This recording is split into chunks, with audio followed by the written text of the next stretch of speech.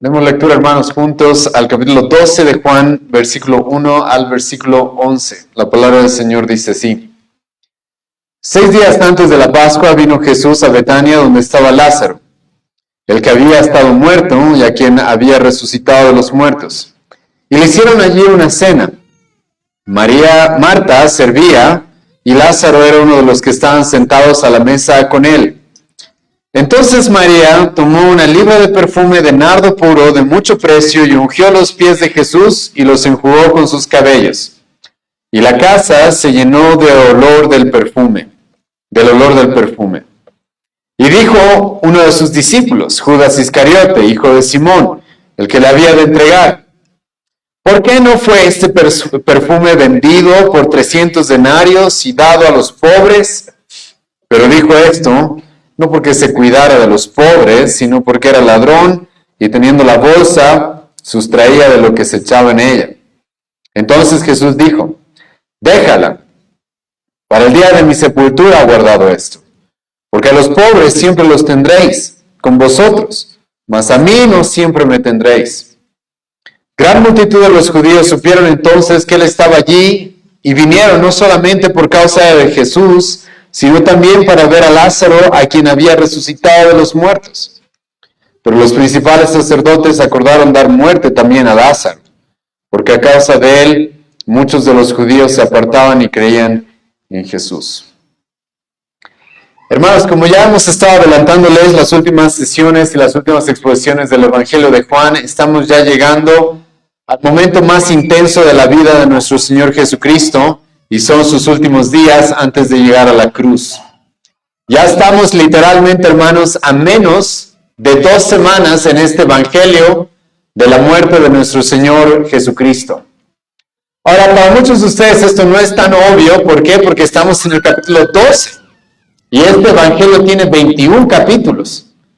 Pero lo característico, hermanos, de este Evangelio es de que el apóstol Juan tiene preparado algo especial que lo separa de los demás evangelios. Y es de que el apóstol Juan, hermanos, nos va a dar muchos más detalles de los últimos días de nuestro Señor Jesucristo. El apóstol Juan incluso nos va a dar en un capítulo entero, Juan capítulo 17, una de las últimas oraciones de nuestro Señor Jesucristo antes de ir a la cruz. Así también el apóstol Juan nos va a dar detalles de eventos de los últimos días, incluso de la última noche de nuestro Señor Jesucristo y lo que conocemos como su última cena, la última cena que tuvo con los discípulos antes de ir a la cruz. Entonces estamos, hermanos, introduciéndonos a una sección de este Evangelio de Juan, la cual se va a poner más intensa y la cual nos va a mostrar muchos contrastes y muchos contrastes específicamente respecto al ministerio de nuestro Señor Jesucristo. Vamos a toparnos con amor hacia nuestro Señor Jesucristo, así también como nos vamos a topar con odio contra nuestro Señor Jesucristo. Nos vamos a encontrar con personas que verdaderamente creyeron en Él, pusieron su fe en Él, como también nos vamos a encontrar con la incredulidad irracional de muchos hombres, los cuales lo van a aborrecer a tal manera que van a buscar manipular a las multitudes para que Jesucristo sea asesinado. Nos vamos a topar con la ansiedad de algunos, con la calma de otros. Nos vamos a topar con alegrías, con lágrimas, con fidelidad, incluso con traición en estos últimos capítulos del Evangelio de Juan. Ya, hermanos, todo esto no es coincidencia, no es casualidad.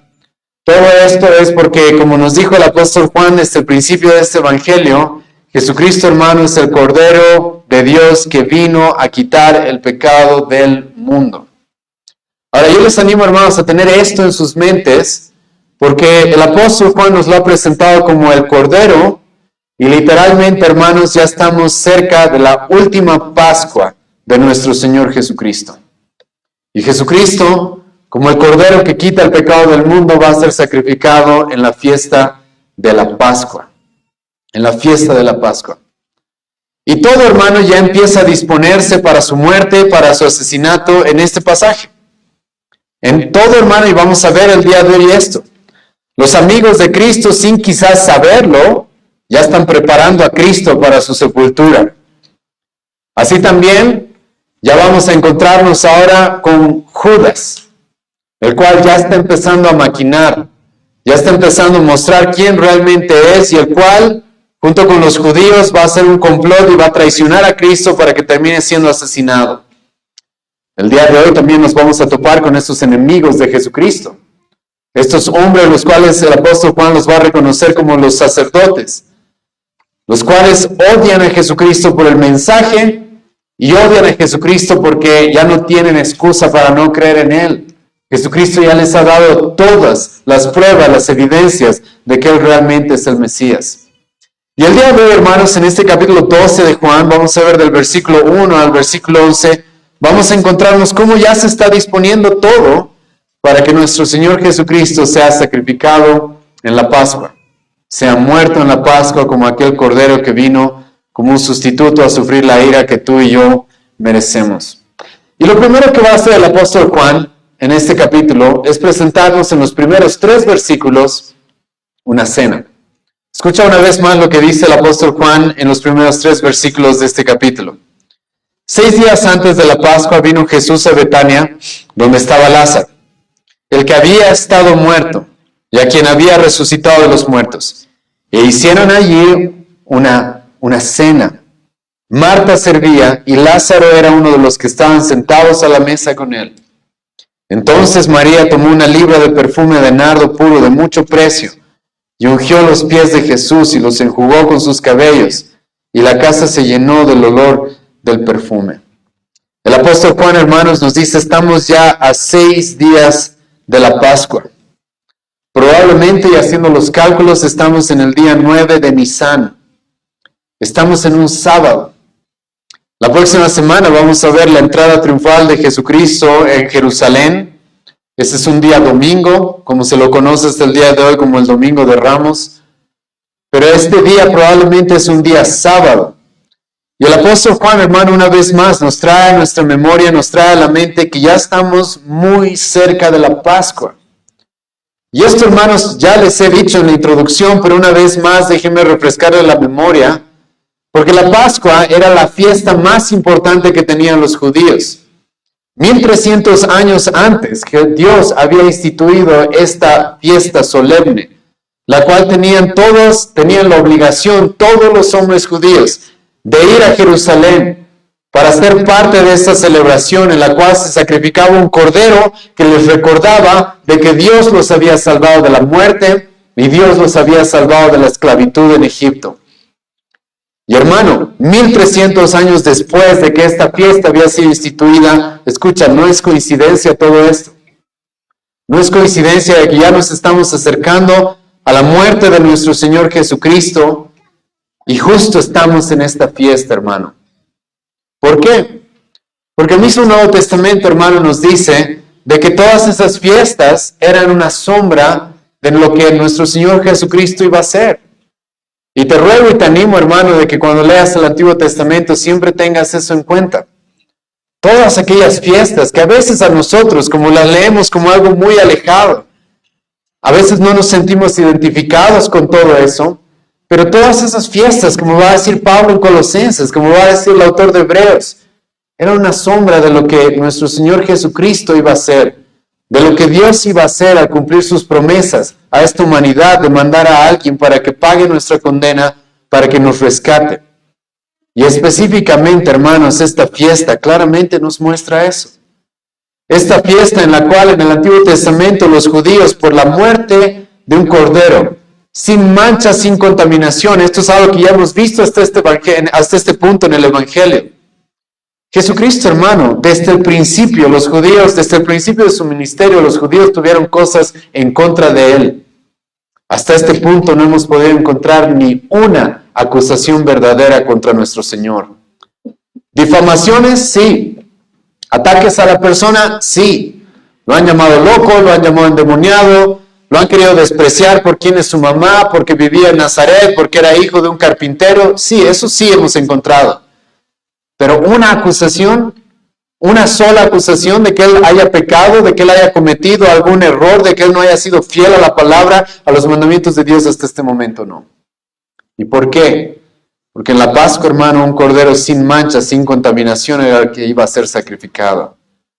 Y los judíos, hermano, y no es coincidencia de que el apóstol Juan una vez más nos traiga esto a la mente, ellos sabían de que ese cordero había sido como un sustituto por el cual ellos podían ser salvos y fueron salvos de la muerte. La paga del pecado, hermano, es muerte. Pero tenemos un cordero que como un sustituto se ofrece a sí mismo, siendo perfecto, siendo limpio, para que nosotros no tengamos que morir. Y el apóstol Juan, hermano, nos recuerda, estamos en esta fiesta, ya estamos a punto de comenzar esta fiesta. 6 días antes de que se sacrifique el cordero pascual, un sábado, antes de que Jesucristo vaya a Jerusalén. Ahora, si recuerdas, hermano, la última exposición del Evangelio de Juan, espero que no te hayas olvidado de que Jesucristo se apartó por un tiempo. Jesucristo estuvo en una confrontación muy fuerte con los judíos y resucitó a Lázaro. Los judíos ya saben de que este milagro es algo que no van a poder negar, es algo que realmente demuestra que Jesucristo es el Mesías, y entonces, en lugar de creer en Él, en lugar de poner su fe en Él, ¿qué es lo que van a hacer? Van a buscar matar a nuestro Señor Jesucristo. Y Jesucristo sabe, como hemos visto hasta este punto también en el Evangelio y en el Evangelio de Lucas que estamos estudiando en la noche, de que su hora todavía no había llegado. Es por eso que hemos terminado el capítulo 11 viendo a Jesucristo de que se apartó por un tiempo. Pero ahora Jesucristo una vez más se está acercando a Jerusalén. Pero antes de llegar a Jerusalén, como vamos a ver la próxima semana, Él va a pasar por Betania una vez más, a encontrarse con 3 de sus amigos y probablemente un hombre más, los cuales lo van a recibir con una cena. Escucha lo que continúa diciendo el versículo 1. 6 días antes de la Pascua vino Jesús a Betania. Betania era el lugar donde Marta, María y Lázaro, estos amigos amados, los cuales hemos visto en el capítulo 11, vivían. Amigos de Jesucristo por bastante tiempo, los cuales lo habían hospedado y lo habían recibido en diferentes ocasiones. Y se nos recalca, para que no dudemos de esto, de que es donde estaba Lázaro, el que había estado muerto. Hermano, esto tampoco es coincidencia. Hace algunos capítulos en el Evangelio de Juan nos hemos topado con Jesucristo sanando a un ciego de nacimiento. ¿Te acuerdas lo que los judíos intentaron hacer después de eso?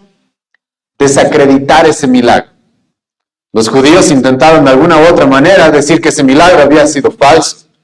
Entonces no es, hermano, coincidencia de que el apóstol Juan nos recalque una vez más. Por si acaso ahora, después de, quizás algunos dicen, 2 semanas que Jesucristo estuvo alejado, Jesucristo vuelve a Betania y ahora se va a encontrar con Lázaro. Pero Lázaro ya no está como la última vez que nos lo encontramos en el capítulo 11, pudriéndose en la tumba, sino Lázaro ahora está vivo. Y está tan vivo en presencia de muchas personas, el cual incluso va a poder compartir una cena con nuestro Señor Jesucristo. Y Juan, hermano, nos recalca este milagro, porque como ya les he mencionado y vamos a ver hasta el final de esta exposición, los judíos, hermanos, saben, este milagro ya nos ha arruinado todas las cosas que decíamos acerca de Jesucristo. Este milagro realmente es una prueba innegable de que Él es el Hijo de Dios y que todo lo que Él dijo ser realmente era. Y Juan por eso es que nos relata una vez más, Jesucristo se va a encontrar con este Lázaro, el cual había estado muerto, y que Jesucristo, en su providencia, decidió resucitar después de 4 días de que este hombre ya había sido sepultado. Y Lázaro en Betania se nos presenta ahora en el versículo 2 también a su hermana Marta, y se nos dice de que le hicieron allí una cena. Ahora, hermano, por si acaso este relato lo tienes que tú completar con lo que hemos leído hace un momento en Mateo capítulo 26. En Mateo capítulo 26 se nos dan algunos detalles más de lo que está sucediendo acá. En Mateo, el evangelista Mateo nos relata de que esta cena no fue en la casa de Marta y de María y de Lázaro. Esta cena probablemente fue en la casa de un hombre que se llamaba Simón y que era conocido por haber sido leproso. Podemos inferir de que es probablemente un hombre que había tenido lepra y que Jesucristo también había sanado. Sabemos, hermano, que Jesucristo hizo muchos más milagros de los que se nos relatan en los evangelios. El mismo apóstol Juan nos dice esto. Entonces, por si acaso, aquí ya nos encontramos con Lázaro, nos encontramos ahora en el versículo 2 con Marta, pero el evangelio de Mateo también nos dice de que está Simón el leproso, un hombre que probablemente Jesucristo había sanado. Y Marta, ahora en este versículo 12, nos dice de que le hicieron una cena. ¿Y qué es lo que estaba haciendo Marta? A lo que ya hemos encontrado en Marta en otras ocasiones, está sirviendo. Está sirviendo. Pero por si acaso, hermano, ten cuidado aquí con Marta, porque Marta está haciendo algo que era necesario. Está sirviendo al Señor, está haciendo lo que normalmente era costumbre para las mujeres de su época, cuando había un evento social, servir. Era lo que normalmente hacían. Sé, hermano, y hemos estudiado esto en el Evangelio de Lucas, de que en algún momento Jesucristo va a confrontar a Marta y le va a decir: Marta, tú tan afanada y ansiosa por muchas cosas, te estás perdiendo lo que realmente importa. Pero este no es ese mismo contexto, por si acaso. En aquel momento Jesucristo tuvo que confrontar a Marta con esto. ¿Por qué? Porque Jesucristo estaba en su casa enseñando. Y servir, hermano, es muy bueno. Es más, la Biblia misma nos va a decir de que seamos hospedadores. Y en otro momento Jesucristo va a tener que confrontar con esto a Marta y le va a decir: Marta, tú deberías haberte quedado con María escuchando la predicación. María ha escogido lo mejor. En un momento en el que Marta se estaba quejando: esta María es una floja, no me está ayudando, pues Señor, dile algo. Jesucristo la va a tener que confrontar y le va a tener que decir: Marta, un momento. A veces es necesario analizar, tal vez hay algo mejor que podría estar haciendo. No es malo servir, pero quizás hay algo mejor. Y en ese punto era escuchar la palabra de Cristo. Pero en este capítulo, en este contexto, estamos en otro momento. Aquí es una cena en la cual Jesucristo está compartiendo con diferentes personas. No se nos dice específicamente que Jesucristo esté enseñando. Es probable que lo esté haciendo. Pero como vamos a ver más adelante, hermano, esta cena es una preparación en cierta manera para ya la muerte de nuestro Señor Jesucristo. Esta cena es especial porque es es la última cena de Jesucristo en Betania, con sus amigos y con aquellos que lo conocían. Y Marta está sirviendo. Y la verdad, hermano, es muy seguro que se necesitaba personas que estén sirviendo, porque tenemos a Jesucristo, tenemos a Lázaro, tenemos a Simón el leproso y tenemos probablemente a los 12 apóstoles más en esta cena. Hay bastantes personas a las cuales había que servir. Y Lázaro, se nos dice, era uno de los que estaba sentado a la mesa con nuestro Señor Jesucristo. Y es aquí, en esta cena, donde va a suceder algo inesperado, algo repentino. Y es de que Jesucristo va a ser ungido por María. Escucha el versículo 3. Entonces María tomó una libra de perfume de nardo puro, de mucho precio, y ungió los pies de Jesús y lo enjugó con sus cabellos, y la casa se llenó del olor del perfume. Hermano, esto es algo inesperado. Incluso es algo que podía ser mal visto por la cultura de la época. En aquella época, hermano, las mujeres tenían muchas restricciones, muchas restricciones. Algunas quizás con algún fundamento en el Antiguo Testamento, pero otras eran imposiciones culturales que los judíos habían puesto en su nación.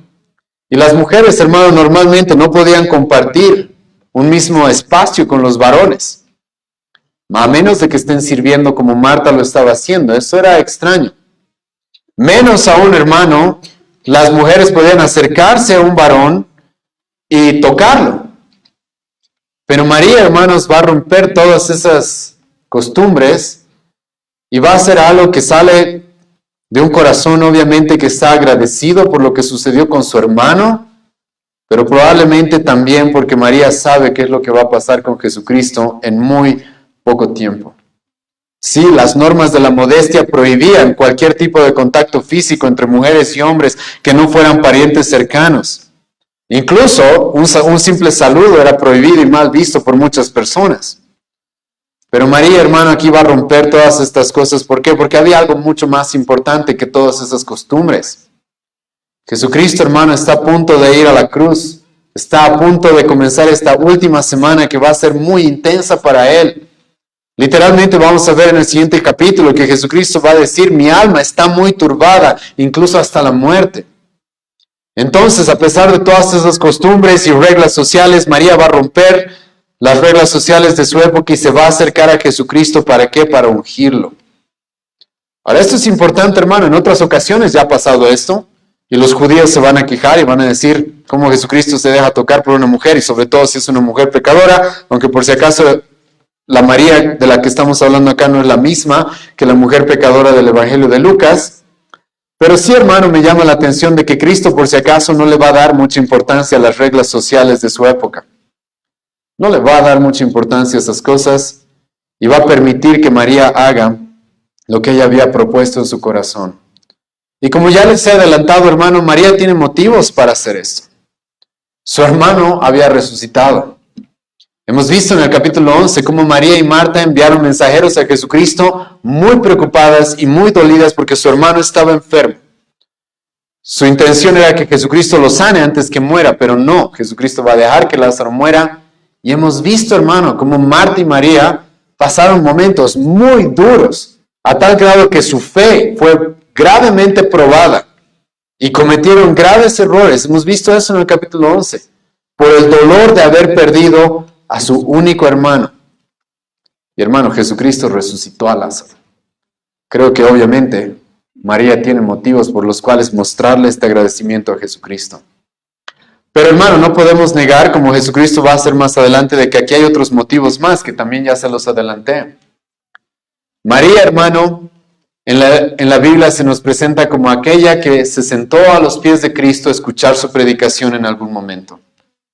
Y Jesucristo, hermano, en repetidas ocasiones ya había enseñado de que Él tenía que morir.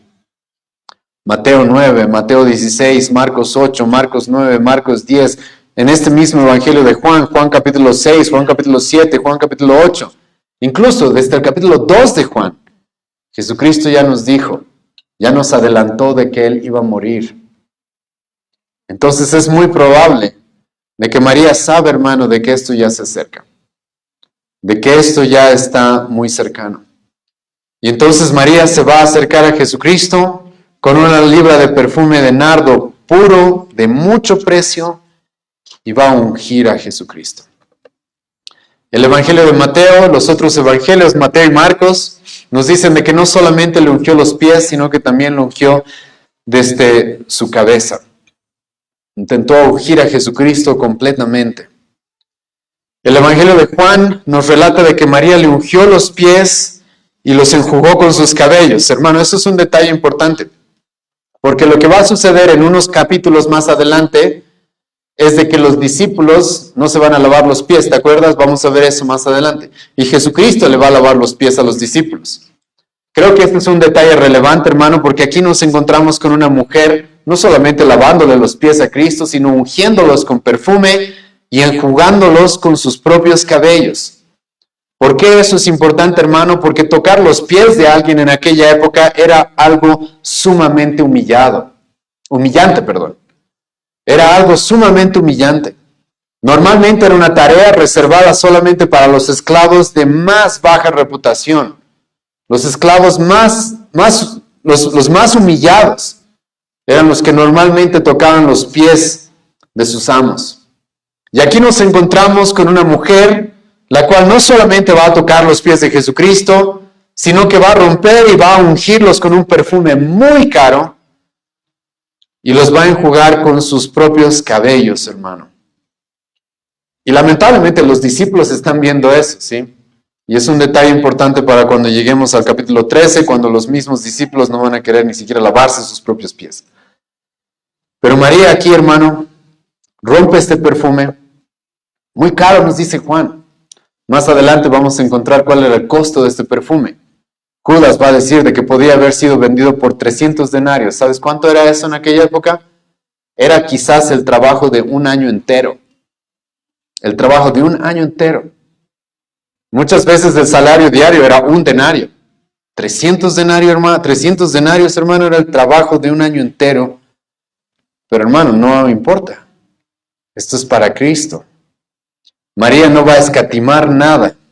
Y literalmente se nos dice de que María no está escatimando, no se está guardando nada probablemente, porque se nos dice en el versículo 3 de que la casa se llenó del olor del perfume.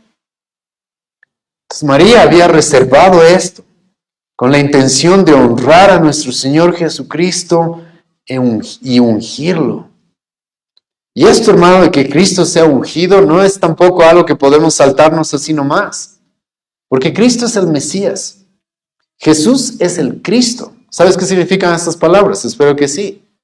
Mesías, Cristo significan el ungido de Dios.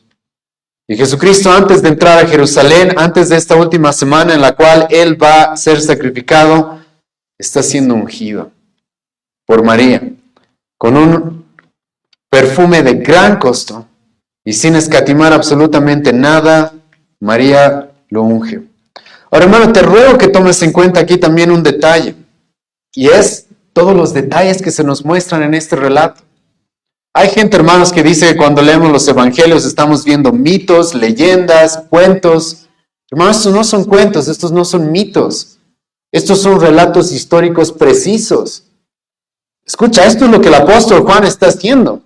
Él, como un testigo ocular, nos está dando, hermanos, detalles. ¿Dónde estamos? ¿Con quién estamos? ¿Quiénes están? ¿Qué están haciendo? ¿Qué se está usando? ¿Cuánto costaba lo que se usaba? Nos está dando todos esos detalles, hermano. Es por eso que incluso los historiadores ateos no pueden negar, si son honestos, no pueden negar, hermano, que lo que tenemos en el Nuevo Testamento son narraciones históricas confiables. No son mitos, no son leyendas, no son cuentos de viejas, hermano. No son murmuración que pasó de oído a oído. Esto, hermano, son narraciones históricas precisas. Y tú puedes darte cuenta, hermano, con todos los detalles que nos da el apóstol Juan, que también lo ha estado haciendo a lo largo de todo este evangelio. Pero acá, hermano, el apóstol Juan, relatándonos lo que está sucediendo ahora, nos va a presentar a un personaje más en esta historia, y es Judas. Judas, escucha el versículo 4. Y dijo a uno de sus discípulos, Judas Iscariote, hijo de Simón, el que le había de entregar. ¿Qué es lo que va a hacer el apóstol Juan acá? Va a identificar a Judas. Hay un hombre el cual acá va a levantar la voz, va a decir algo, y Juan quiere que sepamos claramente quién es este, ¿sí? Ahora es importante que el apóstol Juan lo identifique, porque no sé si sabías, pero el nombre de Judas era un nombre bastante común en el primer siglo. Ya sé, hermano, que en nuestra época nadie le va a poner Judas a sus hijos, pero en aquella época era bastante normal ese nombre. Vas a encontrar incluso 2 Judas entre los apóstoles de Jesucristo. Uno de los hermanos de Jesucristo se llama Judas. Tenemos una epístola escrita por él, que es la epístola de Judas. Era un nombre, hermanos, bastante común. Es más, incluso, hermano, es un nombre bonito, por decirlo así. Significa alabanza, agradecimiento. Algunos incluso lo traducen como alabanza de Dios. Pero Juan, hermano, nos dice y nos identifica quién es este hombre. Este hombre que va a levantar la voz al ver a María ungir a Jesucristo con ese perfume tan costoso. Juan nos va a decir, era Judas, pero no cualquier Judas, no Judas Tadeo, no Judas el hermano de Cristo. No, era Judas Iscariote, hijo de Simón. Hermano, Juan quiere que no nos confundamos, ¿sí? Nos va a decir su nombre, su apellido, hasta su papá, quién es, para que sepamos quién es este hombre. ¿Quién es este hombre? Y ya nos va a adelantar qué es lo que este hombre iba a hacer, el que le había de entregar.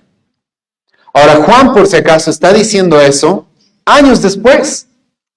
Porque cuando Judas, en esta cena, cuando Judas levanta la voz, los discípulos, hermano, probablemente lo van a tomar como un buen hombre, como un hombre preocupado por los pobres, como vamos a ver más adelante. Más adelante, incluso Jesucristo mismo, ¿te acuerdas? En la última cena va a decir, uno me va a traicionar y nadie va a sospechar de Judas. Nadie. Así que el apóstol Juan nos relate acá que era el que le iba a entregar, es porque el apóstol Juan ya sabía eso después de años y después de haber visto todo lo que sucedió. Y aquí se nos dice, hermanos, de que él habló. Ahora, aquí hay un detalle importante que tenemos que tomarlo en cuenta cuando unimos esta historia con los otros evangelios. En los otros evangelios, hermano, se nos relata, no se nos va a decir de que Judas fue el que habló. Se nos va a decir de que los discípulos hablaron. Los discípulos dijeron, ¿por qué gastamos este perfume, sí, tan costoso? Ahora, ¿por qué traigo la atención a este detalle? Porque es muy probable, hermano, como otros teólogos han reconocido, de que Judas tenía mucha influencia incluso entre los discípulos. Por eso Judas va a quejarse, va a decir cómo ese perfume va a ser gastado así, y los discípulos van a seguir probablemente lo que Judas estaba diciendo. Es muy probable, hermano, que Judas tenía mucha influencia sobre los discípulos. Es por eso que ellos van a estar dispuestos a repetir lo que Judas decía.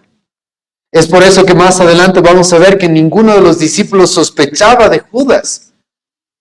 E incluso a esto hay que añadirle lo que vamos a ver en el capítulo 13, de que Judas era de mucha confianza entre ellos, por eso lo habían hecho el tesorero en el grupo. Entonces, este, hermano, es un detalle importante, porque Judas acá está diciendo algo que probablemente todos los discípulos repitieron, porque ellos creyeron de que Judas era un buen hombre y con preocupaciones lícitas y con buenas intenciones. Y Juan, ahora en el versículo 5, nos va a presentar esta apariencia de piedad que tenía Judas. Escucha, estas palabras son importantes. Apariencia de piedad. Escucha el versículo 5. ¿Por qué no fue, escucha las palabras de Judas, ¿por qué no fue este perfume vendido por 300 denarios y dado a los pobres? Hermano, Judas, hay muchas cosas que tenemos que aprender de Judas. Judas, hermano, escucha esta apariencia de piedad, preocupado por los pobres. Judas, hermano, es el buenito, ¿sí? Es el buenito, preocupado por los necesitados, alguien que está buscando el bien. Hermano, esto tiene que llamar nuestra atención. Escucha lo que el apóstol Juan va a decir, 2 Timoteo 3, versículo 4 y 5. Escucha lo que el apóstol Pablo va a decir en 2 Timoteo 3, versículo 4 y 5. El apóstol Pablo, hermano, hablando de los días postreros, los que tú y yo estamos viviendo, escucha lo que dice. En aquellos días va a haber traidores. Eso creo que nos va a traer a la memoria a Judas, ¿verdad? Un traidor. Sabemos todos que es un traidor. Pero escucha lo que va a decir Pablo más adelante. En los últimos días o en los postreros días va a haber traidores, impetuosos, infatuados, amadores de deleites. Escucha esto.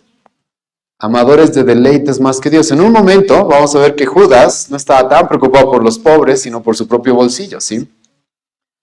Y escucha lo que continúa diciendo Pablo, que tendrán apariencia de ¿qué, hermano? Tendrán apariencia de piedad. Hermano, esto es muy relevante en la historia de Judas.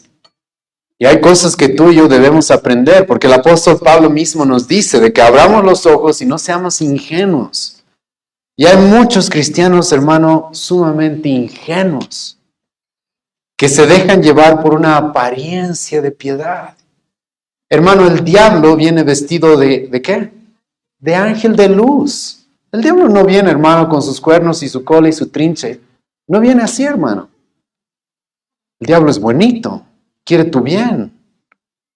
¿Te acuerdas, hermano, en el jardín del Edén, Satanás, la serpiente? Él estaba supuestamente buscando lo bueno para Adán y Eva. Así que Dios les dijo esto, yo les voy a decir la verdad, porque estoy preocupado por ustedes. Hermano, esto es muy importante, porque muchos cristianos no tienen el discernimiento, pero la historia de Judas nos tiene que abrir los ojos a esto.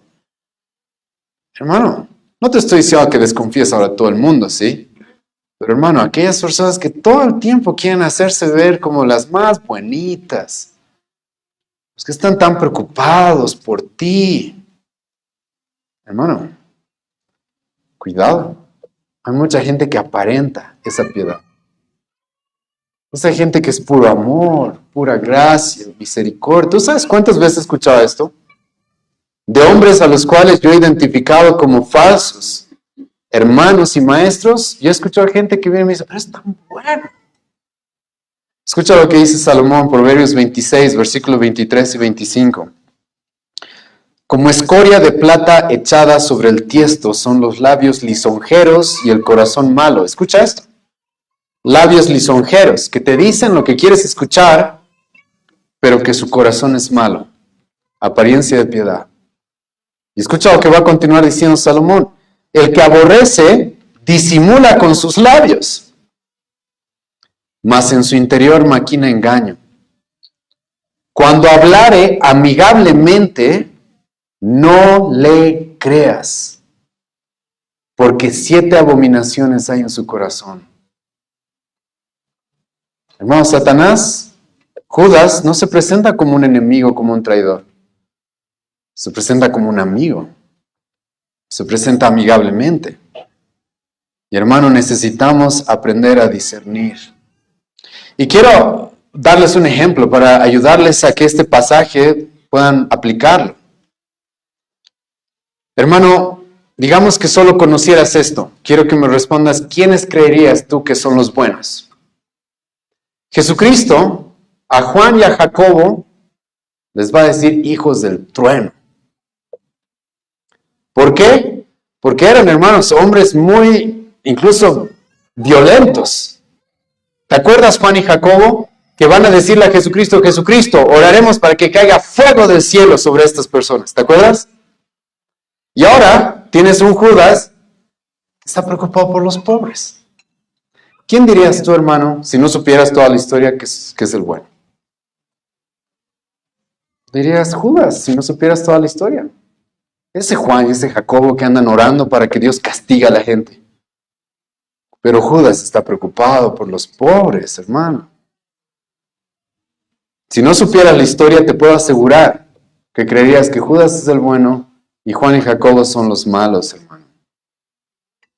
Hermano, ten mucho cuidado, porque como Judas, Pablo nos dice, se van a introducir hermanos incluso dentro de la iglesia, con apariencia de piedad. Yo he conocido gente así.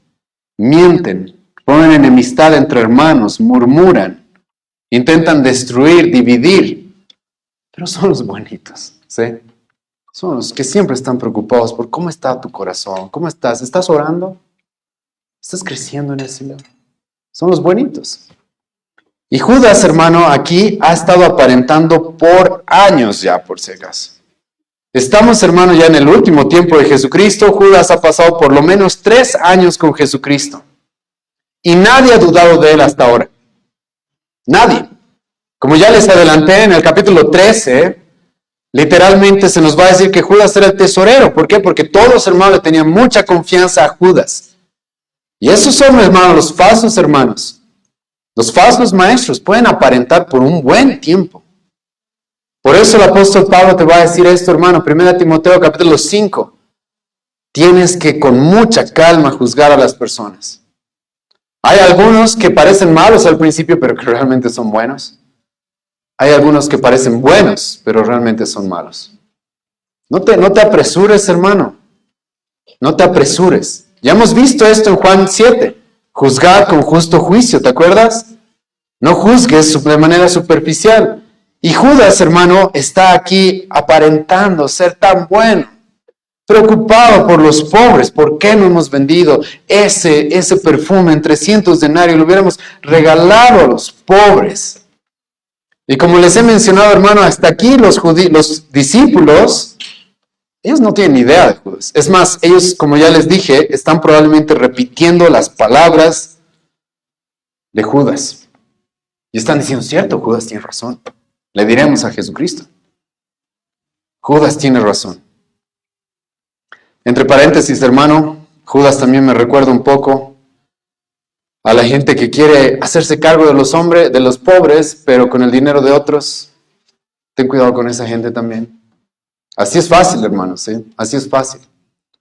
Querer ayudar a los pobres con el dinero de otros, eso es fácil pedir, hermano. Pero el apóstol Juan nos va a decir, escucha en el versículo 6, que Judas era un hipócrita. Era un hipócrita, escucha el versículo 6. Pero dijo esto, no porque se cuidaba de los pobres, sino porque era ladrón y teniendo la bolsa sustraía de lo que se echaba en ella. Esto en su momento el apóstol Juan, hermano, no lo sabía. No lo sabía. Después se van a dar cuenta. Probablemente después, en el capítulo 1 de Hechos, cuando suplantan a Judas y empezaron a hacer las cuentas de todo, se dieron cuenta, ok, aquí nos falta un montón de dinero, ¿sí? Después se dieron cuenta de eso. Pero Judas, hermano, no se va a mostrar así. El ladrón, hermano, no se va a mostrar ladrón. Obviamente.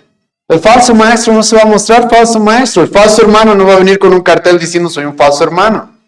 No, eso es algo que nos vamos a dar cuenta después. Después descubrieron estos hombres. Después descubrieron estos apóstoles de que él había sido toda una farsa. Era un ladrón, era un hipócrita. Estaba diciendo, vendamos este perfume por 300 denarios. ¿Y sabes por qué era? Porque él se quería quedar con un buen monto. Y como vamos a ver más adelante, claramente esto era algo que Judas tenía muy, muy fuerte en su corazón. Porque después va a vender a Jesucristo, hermano, ¿por cuánto? 30 monedas de plata. ¿Cuánto eran 30 monedas de plata en aquella época? Aproximadamente 120 denarios. O sea, por la mitad de este dinero que quería entregar a los pobres, Judas va a estar dispuesto a vender a nuestro Señor Jesucristo a sus enemigos, a traicionarlo. Hermano, aquí también encontramos lo que el apóstol Pablo nos dice, y Jesucristo también, de que ten cuidado con las riquezas, porque ciegan a las personas. Aquellos que quieren enriquecerse, va a decir Pablo, no es pecado ser rico por si acaso. Es pecado, pero poner las riquezas por encima de las cosas más importantes. Es pecado dejar que las riquezas nos cieguen. Es por eso que Pablo va a decir 1 Timoteo capítulo 6, ten cuidado, porque las riquezas han hecho muchas veces que las personas caigan en trampa y en lazo y se aparten de la fe. Y Judas, hermano, es un ejemplo de eso. Por dinero va a dejar a Jesucristo. Va a abandonar a Cristo. Por dinero. Así como el joven rico, así como otros, por dinero. Va a estar dispuesto a traicionar a nuestro Señor Jesucristo. Pero el apóstol Juan, hermano, aquí nos lo desenmascara, ¿sí? Y nos dice, obviamente en su momento no se dio cuenta, pero nos dice, viendo en retrospectiva, de que Judas realmente no se cuidaba de los pobres, ¿sí? Él era un ladrón. Y esto es lo que hace la gente hipócrita, los falsos hermanos. Andan aparentando que están preocupados por otros, cuando realmente lo único que quieren es cumplir sus propios deseos. Satisfacer sus propios deseos egoístas. Y ese era el caso, hermano, de Judas. Ahora, Jesucristo le va a responder. Y ahora, hermano, como les dije, todo esto es una preparación para la sepultura de Cristo, para la muerte de Cristo. Porque aquí ya nos topamos con este problema entre Judas y Cristo. Judas, hermano, debería haber estado feliz de que Cristo sea honrado, Cristo sea alabado, Cristo esté siendo ungido. Si Judas realmente hubiera tenido en su mente, Jesucristo, el Hijo de Dios, está a punto de morir. Él se merece, hermano, ser honrado de esta manera. Él no solo se merece este perfume, hermano, se merece mucho más en preparación por el sacrificio que iba a hacer por nosotros. Pero él no tiene nada de eso en mente. Tiene en mente solamente sus deseos hipócritas y Jesucristo le va a responder. Escucha el versículo 7. Entonces Jesús dijo, déjala. Hermano, Jesucristo aquí va a defender a María. Y ahora, la forma en la que Jesucristo lo va a abordar, hermano, me agrada, porque Jesucristo era así abordaba muchas veces las dificultades. Va a ser directo, de frente, déjala. Sin dar muchas explicaciones, le va a decir, déjala. Ahora, Jesucristo obviamente sabe quién es Judas. Ya nos dijo en el capítulo 6 el apóstol Juan de que Jesucristo ya dijo, yo los he escogido a ustedes y uno de ustedes es del diablo. Entonces Jesucristo por si acaso ya sabía quién era Judas. Pero en el contexto, hermano, Jesucristo no les muestra a los discípulos quién es Judas. Por eso más adelante los discípulos no van a tener ni idea de quién es el traidor. Y para los discípulos, hermano, y para esta casa, esta cena, Judas es el bueno. Judas tiene buenas intenciones. Pero hermano, Jesucristo no se va a dejar llevar por ese tipo de cosas y le va a decir directamente, déjala, déjala. Déjala, no te metas en esto. Hermano, esto es importante porque Jesucristo, como les dije, va a actuar directo, lo va a enfrentar como debía ser enfrentado, va a defender a María. Jesucristo va a decir, déjala. ¿Por qué? Escucha esto. Para el día de mi sepultura ha guardado esto. Ha guardado esto. Como ya les he adelantado, hermano, María es muy probable que sabe lo que viene. Sabe lo que está por acontecer. Y Jesucristo, siendo el Mesías, el Cristo, decide ungirlo, no solamente a su cabeza, sino incluso hasta sus pies. Y Jesucristo, hermano, merece esto. Para Judas esto es un desperdicio. Para Cristo no. A.W. Pink dice lo siguiente: el amor expresado a Cristo nunca va a ser un desperdicio. La generosidad hacia Cristo, como la que vemos acá, nunca va a ser un desperdicio. El sacrificio hecho para Cristo, escucha, nunca es un desperdicio. Y lo que María está haciendo acá, hermano, es lo correcto. Y es algo tan correcto que Jesucristo va a decir, Mateo 26, versículo 13, de que de cierto os digo que donde quiera que se predique el Evangelio, en todo el mundo también se contará lo que ella había hecho. Lo que ella había hecho. Hermano, María está haciendo lo que tenía que hacer. Lo que tenía que hacer. Y ahora Jesucristo, hermano, en el versículo 8 va a decir algo que tenemos que meditarlo y tenemos que analizarlo e interpretarlo. Va a hablar de los pobres y va a decir cosas que tú y yo tal vez no nos esperamos. Escucha lo que Jesucristo dice, versículo 8. Porque a los pobres siempre los tendréis con vosotros, mas a mí no siempre me tendréis. Ahora, este versículo, hermano, tenemos que tratarlo con bastante cuidado. Bastante cuidado. ¿Por qué?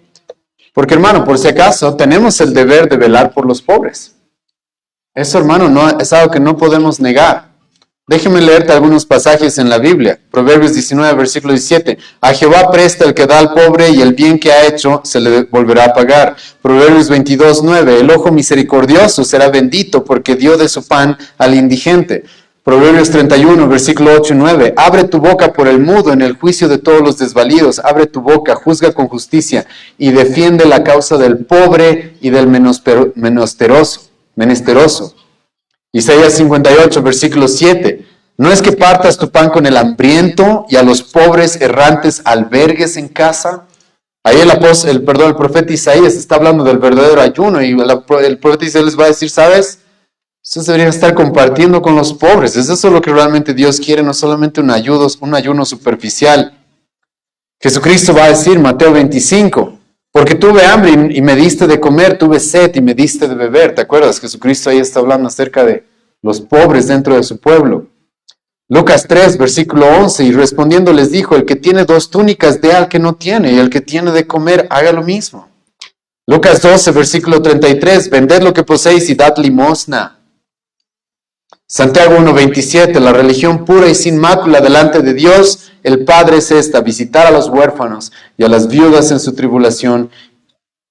1 Juan 3, 17, pero el que tiene bienes de este mundo y ve a su hermano tener necesidad y cierra contra él su corazón, ¿cómo mora el amor de Dios en él? Entonces, hermano, escucha, por si acaso, tenemos, hermano, el deber de ayudar a los pobres. Tenemos el deber. Ahora, la mayoría de todos los pasajes que les acabo de leer tienen que ver, hermano, de manera individual. ¿Sí? Esto es importante. Porque hay gente que ve pobres y ¿qué está haciendo la iglesia? ¿Qué está haciendo el gobierno? No, hermano, todos esos pasajes son para ti. Tú haz lo que esté en tus manos para ayudar a los pobres. ¿Sí? Ahora, ¿la iglesia debe ayudar a los pobres? Sí, pero con cuidado. 1 Timoteo capítulo 5, el apóstol Pablo va a decir, no podemos ayudar a todos los pobres.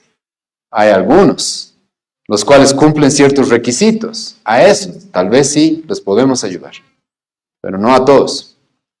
Pero hermano, lo que sí está claro es de que tenemos que ayudar a los pobres. Pero hermano, no es lo único que estamos llamados a hacer. Y hay recursos que es lícito utilizarlos en algo como lo que estamos viendo acá, hermano. Y este detalle, hermano, es importante porque en la historia de la iglesia se han levantado diferentes personajes y han hecho lo que se conoce como un voto de pobreza. Y mucha gente los admira por haber hecho ese voto de pobreza. Pero te cuento, muchos de ellos eran falsos maestros. Buda hizo un voto de pobreza. ¿Él era un verdadero maestro, hermano? No. La Madre Teresa de Calcuta hizo un voto de pobreza, austeridad completa. No, si tengo un perfume de 300 denarios, lo vendo para dar a los pobres, así como Judas quería. Ignacio de Loyola, Dogen Gensi dentro del budismo. Dentro de los islamistas también ha habido gente que ha hecho votos de pobreza. Y muchas veces, hermano, la gente que no entiende muy bien cómo se manejan las riquezas, cree que los que hacen un voto de pobreza son más dignos y más devotos y más espirituales que otros. Pero hermano, no siempre es así. Y Dios en su palabra sí nos ha mostrado que es correcto utilizar nuestros recursos también en otras cosas. Y hermano, Dios mismo es el ejemplo de eso. En el Antiguo Testamento, hermano, Dios manda a su pueblo que construya el tabernáculo. ¿Has leído, hermano, todo lo que costó construir ese tabernáculo? Las mejores telas, las mejores maderas, los mejores utensilios de oro puro. ¿Te acuerdas? Si tuviéramos el pensamiento, hermano, de que la pobreza es una virtud, diríamos como Judas, era que vendan todo eso para darle a los pobres, ¿o no? Ten cuidado. A veces es lícito utilizar los recursos en ese tipo de cosas. En el Antiguo Testamento vemos lo mismo con el templo. ¿Has escuchado, hermano, cuánto recaudaron para el templo? Ahora, hermano, no oculten su billetera, nadie les va a pedir dinero ahora para construir algo. Pero a lo que me voy, hermano, es de que por si acaso este voto de pobreza, como más o menos Judas está diciendo, no, vendamos eso. Jesucristo no va a seguir eso. Y va a decir, ¿sabes? Sí, hay que ayudar a los pobres, la Biblia nos dice eso, pero eso no significa que sea ilícito, a veces utilizar nuestros recursos para otras cosas. En este caso, María estaba, hermano, utilizando sus recursos para algo correcto. Que no estaba literalmente de manera directa ayudando a los pobres. Estaba gastándose, hermano, el dinero de un año de trabajo, pero en algo correcto, en honrar a nuestro Señor Jesucristo, hermano. Y ahora, tenemos que tener eso en mente, hermano, porque aquí Jesucristo no nos está diciendo tampoco ahora olvídense de los pobres. No, pero está poniéndonos en un equilibrio, hermano, en el cual tenemos que saber. No es malo utilizar ciertos recursos para cosas lícitas, las cuales son necesarias y son correctas. Entonces ahí tenemos que discernir cuándo sí, cuándo no. Y Jesucristo dice, es completamente lícito. Probablemente Marta, María y Lázaro, hermanos, eran personas pudientes, eran personas con dinero. Por eso tenían para ese tipo de perfumes. Por más de que María no lo hubiera derramado en Cristo, igual, María tenía ahí un perfume de 300 denarios. Será gente de dinero, hermano, y Jesucristo en ningún momento les va a decir, ustedes que son ricos, háganse pobres, específicamente no. Y era lícito en la mente de Jesucristo utilizar ese perfume de la manera correcta. Para otras cosas que no se han ayudado a los pobres, algo lícito, sí, estaba bien. Y ahora Jesucristo, hermano, va a decir acá algo, escucha lo que dice, porque a los pobres, y esto es una profecía, muchos lo ven así, y sí, es una profecía. Siempre los tendréis. Eso, hermano, una vez más, no significa que como cristianos no busquemos, hermano, ayudar a los necesitados, ¿sí? Pero tenemos que ser realistas. Siempre van a haber pobres. No quiero, hermano, volver esto en una charla política, pero ten mucho cuidado con los políticos que te prometen van a erradicar la pobreza, ¿sí? Porque es mentira. Es mentira. Es mentira. Y hacerlo con el dinero de otros es parecido a lo de Judas, ¿sí? Hermano, eso es mentira. Cristo, hermano, dice, siempre van a haber pobres.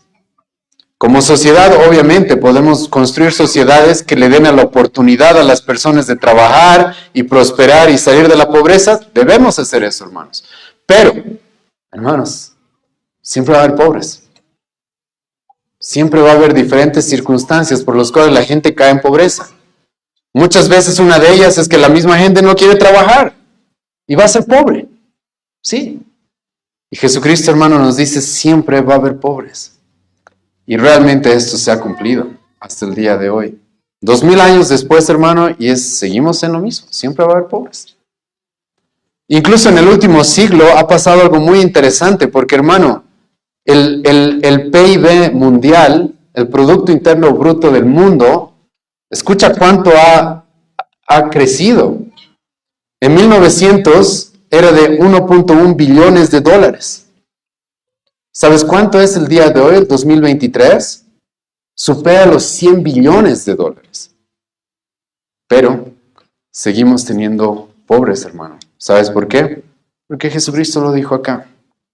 Siempre van a haber pobres. Y Jesucristo sabe, esta es una ocasión especial. Yo ya no voy a estar con ustedes. María, Marta, Lázaro, ustedes ya no me van a ver más en su casa como el día de hoy. Y estaba bien utilizar ese perfume para honrar a nuestro Señor Jesucristo y prepararlo para su sepultura. Entonces, hermano, como te das cuenta, espero, las cosas ya se están disponiendo para la muerte de nuestro Señor Jesucristo. María lo está ungiendo, Judas ya está mostrando su verdadera cara, pero aquí todavía nos falta un poco más. Escucha versículos 9 y 11. Ahora los líderes ya se están organizando para matarlo. Gran multitud de los judíos supieron entonces que él estaba allí y vinieron, no solamente por causa de Jesús, sino también para ver a Lázaro, a quien habían resucitado de los muertos. Pero los principales sacerdotes acordaron dar muerte también a Lázaro, porque a causa de él muchos de los judíos se apartaban y creían en Jesús. Aquí nos topamos con los celos de los líderes judíos. Celos irracionales, hermano, porque ellos mismos en este pasaje están reconociendo de que Lázaro había resucitado, hermano. Ellos mismos están reconociendo eso. Pero, ¿cuál es su miedo? La gente se va a ir con Cristo. Vamos a perder nuestro dominio, nuestra popularidad, nuestro poder. Como ya vimos en el capítulo 11, estos mismos judíos están preocupados por temas políticos, están preocupados porque los romanos van a venir y nos van a quitar nuestra nación. Literalmente, hermanos, ellos ya no tienen excusa para decir de que Jesucristo no es el Rey de Reyes, Señor de Señores, el Mesías que el Antiguo Testamento tanto les había mostrado a través de los profetas. No tienen ya excusa. Pero como ven que las multitudes están yendo a ver a Jesucristo, y no solo a Cristo, están yendo a ver a Lázaro, porque como les hemos visto las semanas pasadas, hermano, la resurrección de Lázaro es uno de los puntos culminantes en el ministerio de Jesucristo, en el cual claramente se nos presentó a Cristo como Dios mismo hecho hombre. Hecho hombre. Y estos hombres no pueden aguantar eso. No pueden aguantar perder su poder, su estatus, su autoridad, su influencia. No pueden. No están dispuestos a aceptar que se equivocaron. No están dispuestos a aceptar que erraron en todos los ataques que le hicieron a Jesucristo. Y es por eso que más adelante ellos mismos van a decir, un rey solo tenemos, César. Van a preferir al César romano antes que a Cristo. Y todo esto, hermanos, es por este odio irracional. Y esta, hermanos, es la total depravación del hombre. Te ruego que traigas a tu mente lo que hemos visto en el capítulo 6. ¿Te acuerdas lo que hemos visto? Jesucristo le dijo a los judíos, nadie puede venir a mí si el Padre que me envió no le trajere. Y hermano, aquí estamos viendo un ejemplo de eso. Porque en una persona en la que Dios no obra, en la que Dios no abre su corazón, su mente, sus ojos, pueden ver milagros como los de Lázaro. Pueden ellos mismos afirmar, Lázaro ha resucitado, Cristo lo ha resucitado, y aún así no creen. Aún así odian, aún así aborrecen. Y eso es lo que está sucediendo acá, hermano. Odian a Cristo y están buscando cómo van a matarlo. Y ahora no solamente quieren matar a Cristo, quieren matar a Lázaro, y sinceramente me da mucha pena Lázaro porque ya murió, ya se estaba pudriendo en la tumba, resucitó y ahora lo quieren volver a matar. Un lío la vida de Lázaro, hermanos. Pero estos hombres están ciegos. Ciegos a quién es Jesucristo, hermanos. Ciegos a, incluso aunque hayan visto todos estos milagros. Tienen miedo de que la gente se aparte. Y esto, hermano, es una introducción a lo que vamos a ver en el libro de Hechos en algún momento. Los judíos también, al ver que los discípulos estaban teniendo mucha influencia, van a decir hay que detenerlos de alguna forma. Y de cualquier forma, vamos a matar a Lázaro, escucha eso. Vamos a usar cualquier medio para destruir, para acabar con él. Hermano, trae esto a tu mente cuando veamos el capítulo 15 y 16 de este mismo evangelio. Jesucristo dijo, a mí me han odiado así, a ustedes, que no te sorprenda que también te hagan eso. No solamente te quieren dañar a ti, quieren dañar a los que te rodean, a los que están contigo, todos. Por ir en contra del mensaje. Y todo esto, hermano, es preparación para la muerte de nuestro Señor Jesucristo. Ya todo se está poniendo en su lugar. Cada pieza se está poniendo en su lugar. Y ahora escucha, para cumplir lo que Dios había planeado. Eso es, hermano, nuestro descanso y seguridad. Porque al final, escucha, María está haciendo de manera voluntaria algo bueno, ungiendo a Cristo, preparándolo para su tumba. A Judas, nadie lo está obligando aquí a haber sido un hombre que aparentó por años, que realmente no ama a Cristo. Los judíos, hermanos, acá de ellos de manera voluntaria odian a Cristo y quieren destruirlo. Pero hermano, todo esto está en los planes de Dios. Escucha lo que dice el apóstol Pedro más adelante, Hechos capítulo 4, versículo 27 y 28. Porque verdaderamente se unieron en esta ciudad contra tu santo Hijo Jesús, a quien ungiste. Herodes, Poncio Pilato, con los gentiles, el pueblo de Israel. Ahora escucha esto. Para cuanto tu mano y tu consejo habían antes determinado que sucediera. Estamos viendo, hermano, el plan de salvación de Dios desenvolviéndose a través de todas estas cosas, todo este rechazo, todo este odio, incluso todo este amor de parte de María y su familia hacia Jesucristo. Pero se está cumpliendo, hermano, el plan de salvación que Dios había determinado desde antes de la fundación de este mundo.